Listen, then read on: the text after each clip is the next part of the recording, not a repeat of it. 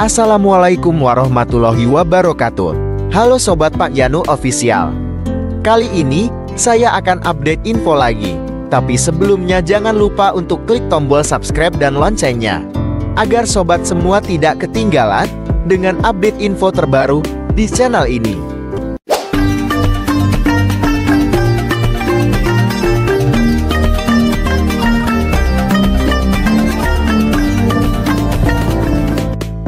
Pastikan molor, realisasi lahan tol Kediri Kertosono baru capai 51%. Kediri, JP Radar Kediri, target pembebasan tanah tol Kediri Kertosono kembali meleset.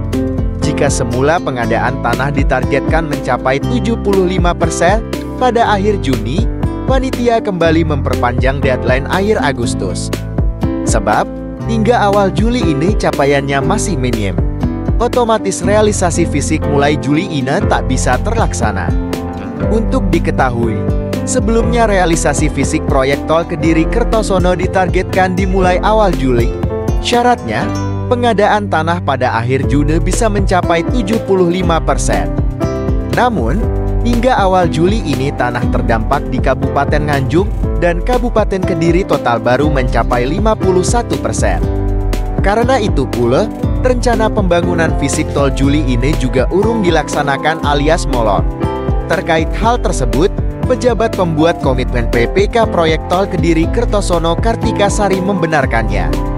Menurutnya, untuk bisa memulai proyek fisik, pembebasan tanah harus mencapai 80%. Ketika sudah 80%, baru bisa melakukan pembangunan fisik, katanya.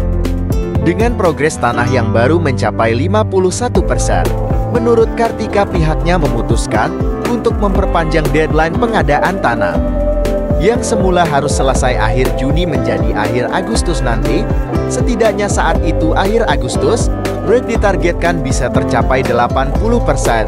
Lanjutnya, setelah target pengadaan tanah terpenuhi, menurut Kartika konstruksi tol bisa segera dimulai. Untuk konstruksi awal akan dimulai dari Sukomoro Nganjuk, terang Kartika sembari menyebut pengerjaan satu sisi dilakukan sembari menunggu seluruh tanah terdampak selesai dibebaskan. Sementara itu, meski capaian pembebasan tanah terdampak tol Kediri Kertosono masih minim, ternyata progres untuk Kabupaten Kediri jauh lebih tinggi. Asisten Pemerintahan dan Kesejahteraan Rakyat Kasrapamkab Kediri Sukadi menyebut, dari 442 bidang terdampak, sebanyak 360 bidang diantaranya sudah dibebaskan. Pembebasan sudah mencapai 74%. Jelas Sukadi sembari menyebut sisanya masih dalam proses pengajuan. Seperti diberitakan, tol Kediri Kertosono dibangun sepanjang 20,30 km km. Total ada 21 desa terdampak di Nganjuk dan Kabupaten Kediri, di Bumi Panjalu.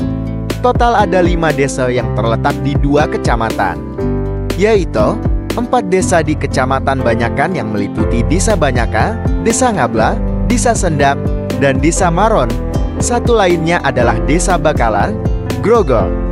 Terpisah, General Manager Teknik dan Operasi PT Jasa Marga Ngawi Kertosono Kediri Eko Budi Siswandi mengatakan, pihaknya masih menunggu target pengadaan lahan selesai.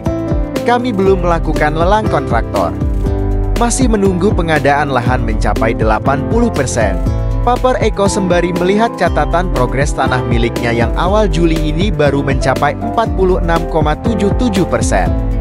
Meski pembebasan tanah meleset lagi dari target akhir Juni, Eko menyebut JNKK akan tetap menunggu lahan siap. Adapun proyek strategis nasional itu harus tetap terlaksana. Tahapan apa yang disiapkan JNKK? Menurut Eko saat ini pihaknya tengah mengajukan persetujuan biaya tambah lingkup ke Dirjen Bina Marga Kementerian Pekerjaan Umum dan Perumahan Proyek PUPR. Penambahan nilai proyek menurutnya terjadi karena ada perubahan desain hingga perubahan harga satuan. Harga satuan yang terbaru, rate kan berubah. Jadi divaluasi dan diperbarui lagi, jelasnya. Seperti halnya Kartika, Eko juga membenarkan jika realisasi fisik tol Kediri Kertosono akan dimulai dari arah utara atau sisi Nganjuk lebih dulu. Alasannya, ruas di sana tersambung dengan tol Trans Jawa. Sehingga, saat beroperasi nanti bisa langsung terkoneksi. Harapannya bisa bareng sisi Kediri dan Nganjuk. Break. Tapi kalau memang waktu mepet dan harus prioritas, Nganjuk direalisasikan lebih dulu, tandasnya. Demikian untuk update info kali ini.